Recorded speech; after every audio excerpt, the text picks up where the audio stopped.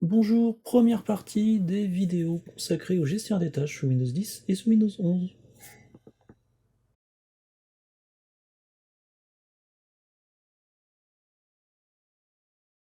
La principale utilité du gestionnaire des tâches, c'est de pouvoir obtenir des informations et interagir avec les processus qui s'exécutent sur votre machine.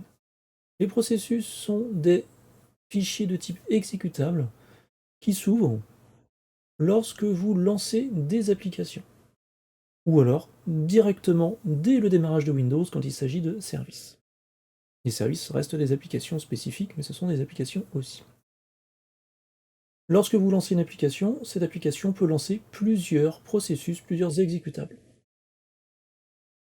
Pour lancer le gestionnaire des tâches, que ça soit sous Windows 10 ou Windows 11, vous pouvez utiliser les mêmes manipulations. À gauche, j'ai un Windows 10, à droite, j'ai un Windows 11. Vous pouvez faire un petit clic droit sur le menu démarrer, gestionnaire des tâches. Je ne vais pas les faire des deux côtés, mais ce sera le même principe. Vous pouvez aussi, tout simplement pour les pros du raccourci clavier, utiliser CTRL Maj échappe pour le lancer. Vous pouvez faire un clic droit sur la barre des tâches, gestion des tâches, le lancer en ligne de commande en faisant task mgr, que ce soit dans exécuter ici, où j'ai fait un petit clic droit sur le menu démarrer, exécuter, ou alors dans un Windows PowerShell par exemple, ou dans un CMD, le principe sera le même. Task mgr. Donc je vais d'ailleurs laisser celui-là ici, j'y reviendrai tout à l'heure. La première fois qu'on lance le gestionnaire des tâches, il ressemble à ça.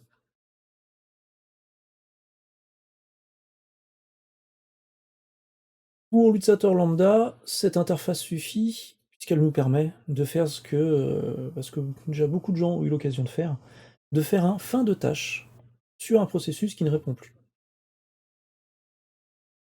Si vous intervenez sur la machine de l'utilisateur et que vous avez le gestionnaire des tâches qui ressemble à ça en l'ouvrant, vous allez risquer de faire plus de détails pour pouvoir vous obtenir les informations qui vous intéressent. On va les voir ici. Pensez à remettre en moins de détails pour pas que l'utilisateur soit perdu la prochaine fois qu'il va lancer le gestionnaire des tâches. Et si je ferme le gestionnaire des tâches comme ça, et bien quand je vais le rouvrir, il sera toujours sous cette forme-là. Si je le ferme alors qu'il est en mode détail,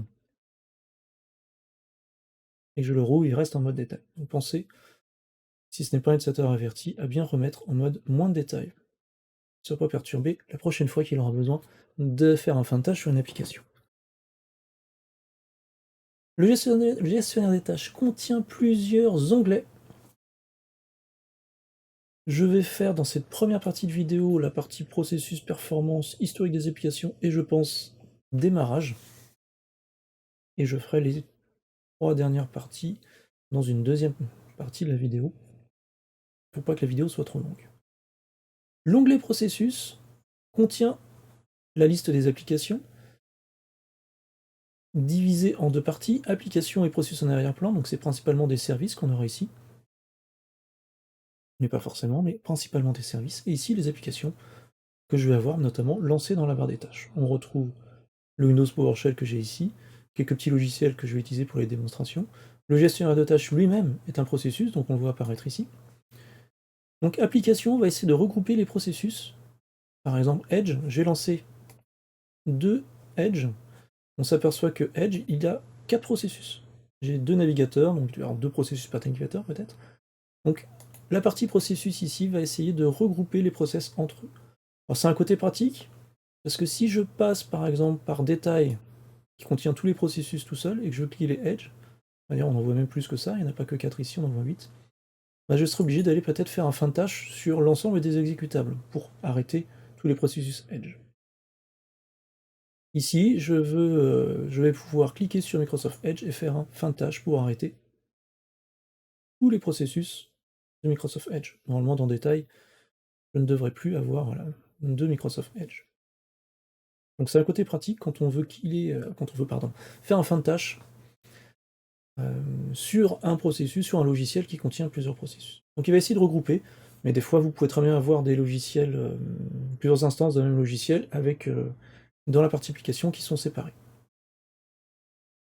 C'est lui qui va choisir comment regrouper correctement. Donc pour l'explorateur, c'est pareil, j'avais lancé 2 explorateurs, on voit qu'il a regroupé les 2 explorateurs. Donc on retrouve les processus qui sont regroupés de la manière que Microsoft pense pertinente. Et à côté, on va avoir d'autres éléments, notamment ici, on a quelque chose qui s'appelle la carte thermique. On voit des dégradés de jaune. Pour Windows 11, c'est des dégradés de bleu, mais c'est le même principe. Donc on a une carte thermique, ça nous permet quoi? Ça nous permet d'identifier assez rapidement les processus qui prennent le plus de ressources. Par exemple, on voit que ici, la partie antivirus prend un petit peu plus de mémoire que les autres, on voit que le code couleur est un petit peu différent. Je vais le démontrer en faisant un petit stress. Je vais demander donc au logiciel CPU Stress de stresser ma machine et on va voir que le code couleur va changer. Donc je vais lancer tout ça en espérant que ça n'intervienne pas trop sur l'enregistrement de la vidéo. On va lancer, on va voir. Donc vous voyez que là les couleurs changent. On arrive sur des couleurs autres, et là on est à, dès qu'on passe les 96% ici de processeur, hein, donc l'ajout de tous les pourcentages d'utilisation du processeur de tous les process, plus, et bien vous aurez voilà, un peu de rouge. Donc très élevé ici, il nous donne les informations. Je vais arrêter pour pas essayer d'arrêter, on va attendre un petit peu. Voilà, c'est bon. Donc je vais arrêter mon logiciel, je vais le fermer, j'en ai plus besoin, c'était juste pour montrer le fonctionnement de la carte thermique. Donc on passe en rouge ici, à partir du moment où on dépasse les 95%. Ici, ça restera toujours en orange foncé. Et j'ai pas fait le test sur un Windows 11, mais on doit passer sur du bleu, j'imagine, ou des bleus foncés, peut-être même du rouge là-haut. Ça sera vérifié. Donc une carte thermique va permettre d'identifier assez rapidement les processus qui prennent plus de ressources, que ce soit mémoire, processeur, disque, réseau. Vous avez donc un certain nombre d'éléments ici, mais vous pouvez en ajouter d'autres.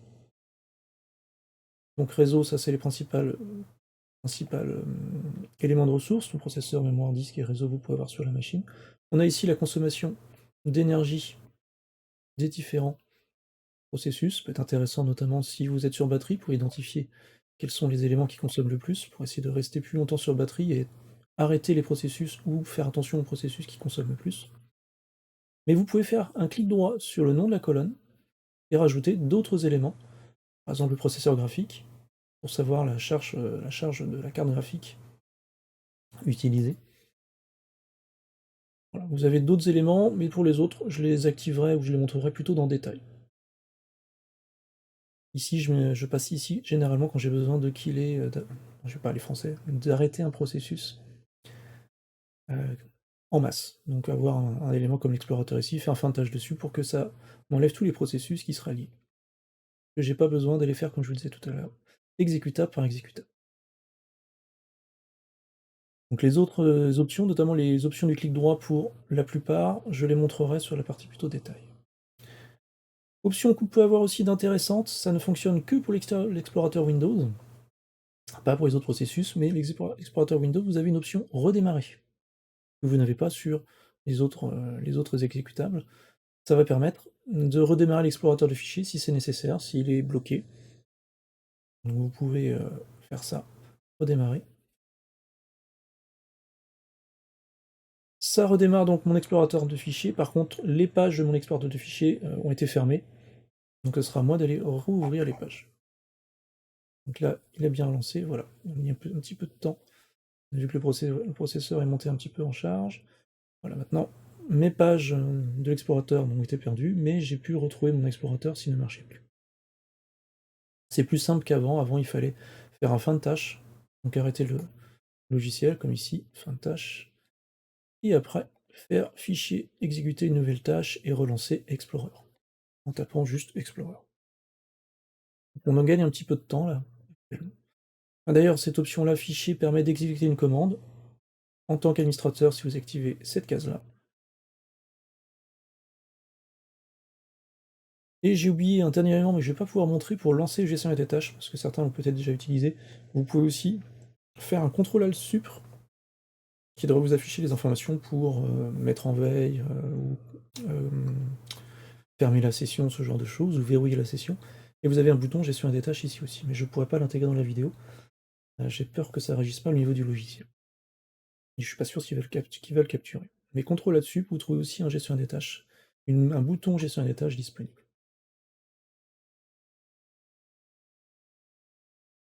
Vous avez l'habitude de cette interface-là pour ceux qui ont un Windows 11 à jour. Depuis quelques mois, vous avez la nouvelle interface où on est passé plutôt sur plus ce n'est plus des principes d'onglets comme avant, mais on est passé donc sur des menus un peu différents. Sur la gauche, on retrouve les mêmes informations. Il y a eu quelques évolutions. Donc pour la partie processus, on aura les mêmes choses. On va avoir quelques options en plus, que je ne vois pas apparaître ici sous Windows 10 là. Ah oui, voilà. On est quand même un. Vous avez quelques applications qui peuvent se retrouver avec une petite feuille, comme ici. Voilà, j'en ai ici aussi. Ces applications sont, dans le cas de Windows 10, des applications universelles. Des applications en fait qui sont prévues pour le tactile, qui soit sont natives à Windows, c'est le cas aussi de l'outil de recherche, ou alors que vous avez installé via le Microsoft Store. C'est comme pour les téléphones, si vous êtes pas, si l'application n'est pas au premier plan, que vous n'êtes pas en train d'utiliser, eh bien en fait elle va se mettre en quelque sorte en veille. Elle va consommer moins de ressources. Donc c'est ce que indique cette petite feuille. On le voit ici aussi. Donc ces applications comme ça, c'est généralement des applications que vous pouvez voir aussi dans Historique des applications, on y reviendra tout à l'heure, qui correspond aux applications universelles.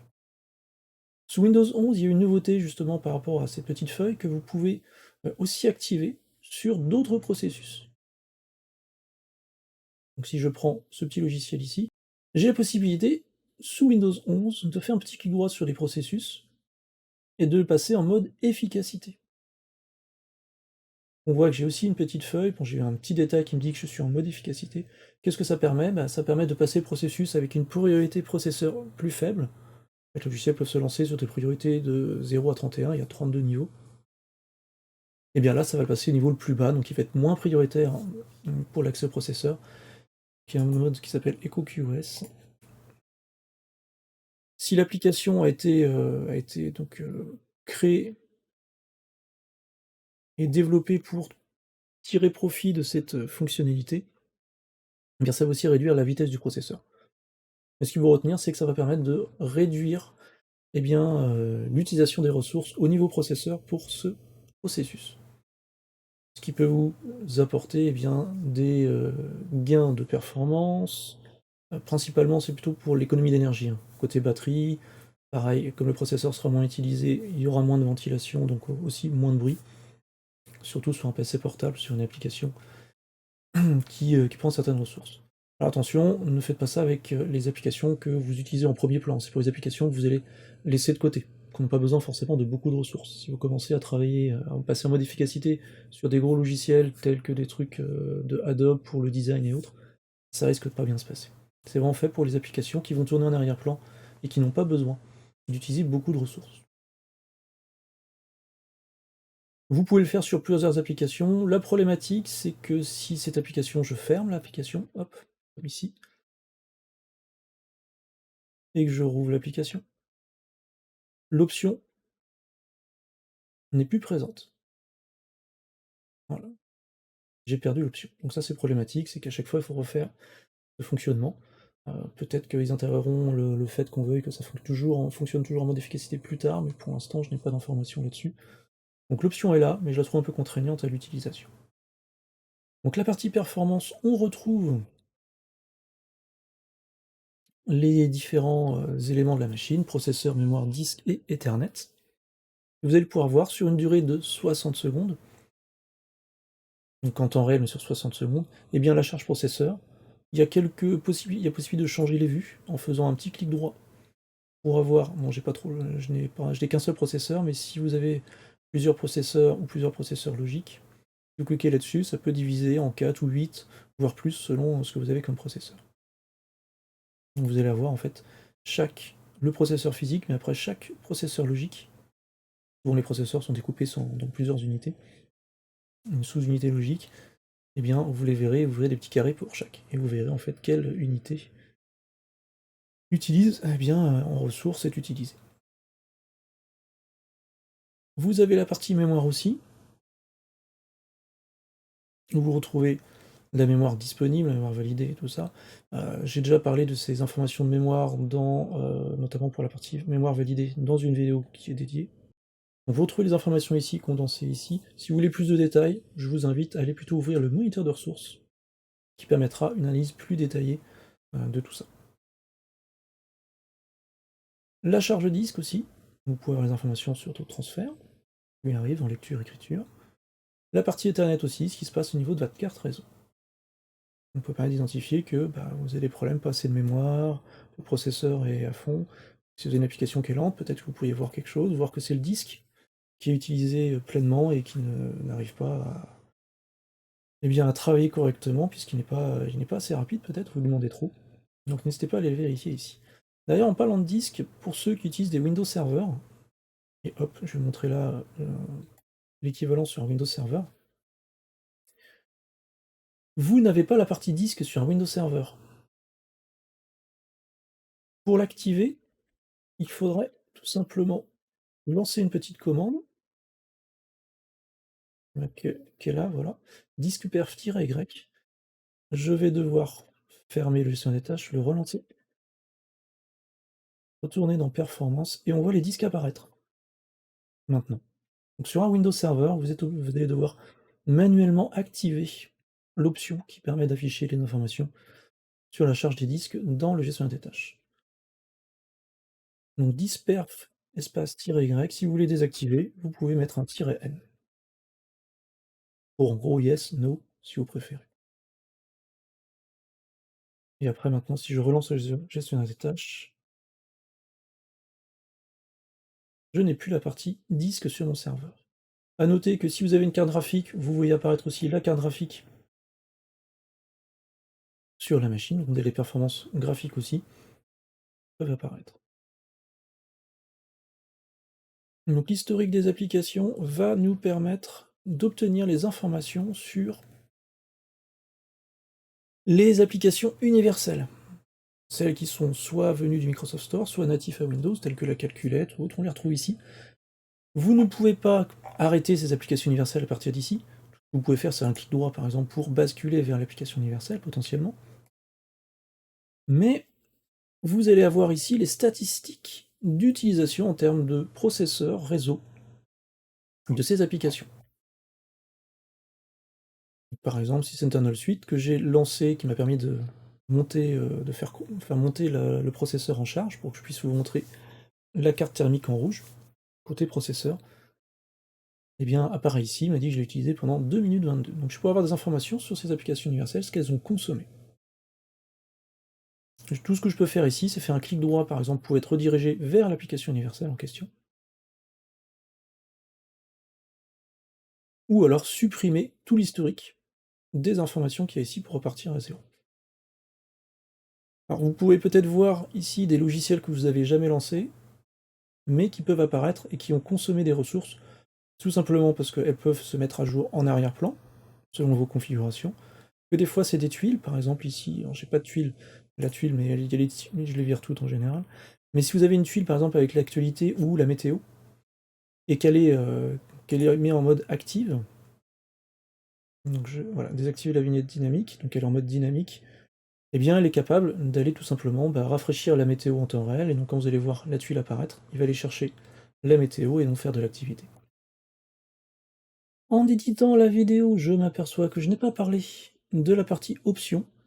Sous Windows 10, qu'on retrouve tout en haut, dans la gestion des tâches. Sous Windows 11, ça s'appelle paramètres, et c'est tout en bas à gauche, dans la gestion des tâches. Et aussi de la partie affichage, qui sous Windows 11 a été classée dans la partie processus, à droite. Donc dans la partie options, on a d'ailleurs pour la partie historique des applications, une option intéressante qui nous permet d'avoir tous les processus. Normalement, je n'ai que les applications universelles, mais je peux lui demander d'afficher aussi tous les processus, et ainsi avoir l'usage en ressources de l'ensemble des processus de la machine. On retrouve d'autres options, toujours visibles par exemple. Normalement, j'ai la possibilité donc de faire en sorte que si je prends une autre application, elle passe au premier plan, devant le gestionnaire des tâches. Si je prends l'option toujours visible, le gestionnaire des tâches sera toujours au premier plan. je ne pourrais pas passer une autre application devant. Réduire l'exécution. Alors normalement, réduire l'exécution devrait avoir un comportement que je n'ai pas réussi à reproduire, c'est une vieille option d'XP. Mais quand on lance une gestion des tâches avec cette option-là, il devrait rester réduit, justement, de cette manière-là. Et je ne devrais pas l'avoir d'ouvert comme actuellement. Donc je ne sais pas si le comportement a changé, ou... En tout cas, c'était le comportement qui était attendu historiquement. Masquer l'icône réduite. Masquer l'icône réduite va permettre de ne pas avoir le gestion des tâches réduit et visible dans la barre des tâches comme maintenant, ici, mais de l'avoir juste ici, dans la petite zone, dès que je l'aurai réduit. On voit déjà l'icône ici, mais si je le réduis, hop, il n'apparaîtra plus ici, il ne sera disponible que ici. Avec un espèce d'icône, avec une barre qui monte et qui descend en fonction de la charge de votre machine. On peut choisir l'onglet par défaut. Par défaut, c'est censé être processus, qui est l'onglet par défaut. Et donc quand j'ouvre le gestion des tâches, je tombe sur la partie processus. Mais je peux changer en indiquant détail si je préfère cet emplacement-là. Donc je vais me placer à un autre endroit, hop, et on va le rouvrir, on va voir que c'est détail qui va être sélectionné automatiquement. Le reste, je vais aller plutôt de l'autre côté, dans la partie paramètres de Windows 11, puisqu'on retrouve les mêmes options. Afficher le nom complet du compte, c'est utile que pour la partie utilisateur, et pour ceux qui sont dans un domaine. Là, on voit juste mon nom d'utilisateur. Si je reprends l'option afficher le nom complet du compte, et que je reprends utilisateur, maintenant il n'y a pas marqué juste Guillaume, mais mon login complet, mon compte complet, IT/Guillaume, puisque ma machine est dans un domaine. Donc ce n'est utile que pour ceux qui sont en entreprise potentiellement. Option propre à Windows 11, me demander avant d'appliquer le mode efficacité, c'est le mode que je présentais au préalable, dans la partie processus, et qui permet donc de réduire la charge processeur de l'application sélectionnée. Toujours des options spécifiques à Windows 11, le thème, pour passer d'un thème clair, sombre, ou prendre le thème du système. On retrouve ici ce qu'on a dans affichage sur Windows 10, la possibilité de changer l'actualisation, la fréquence d'actualisation des informations qu'on voit, en termes d'usage de ressources. Et il me manque juste la dernière option qu'on a dans processus maintenant, qui est affichage. On retrouve le regroupé par type ici, mais on a la même chose ici. Donc je vais prendre à gauche puisque je suis sur Windows 10. Normalement, quand on est dans processus, tout s'affiche avec des classifications comme on a ici, application, processus en arrière-plan et puis processus Windows plus bas. Si j'enlève le type, eh bien il ne va plus regrouper ici, il va afficher par ordre alphabétique les différents processus. Vous avez la possibilité aussi de tout développer. Normalement, il faut que je clique sur chaque chevron pour afficher le contenu qui est caché. Si je fais développer tout, je vais pouvoir afficher tout le contenu d'un coup, il a tout développé. On a l'option bien sûr inverse, réduire tout. Et sur la dernière version du gestion des tâches de Windows 11, on a maintenant un outil de recherche. J'ai tapé autre chose, svchost, toujours mes deux mains gauche. Voilà, il a filtré donc les processus. Je vais gagner un peu de temps quand je vais rechercher mes processus dans mon gestion des tâches. Il suffira de le rechercher dans la barre. C'est tout pour la première partie de cette vidéo. On se retrouve pour la deuxième partie avec la partie démarrage, utilisateur, détails et services. Merci de votre attention et à bientôt.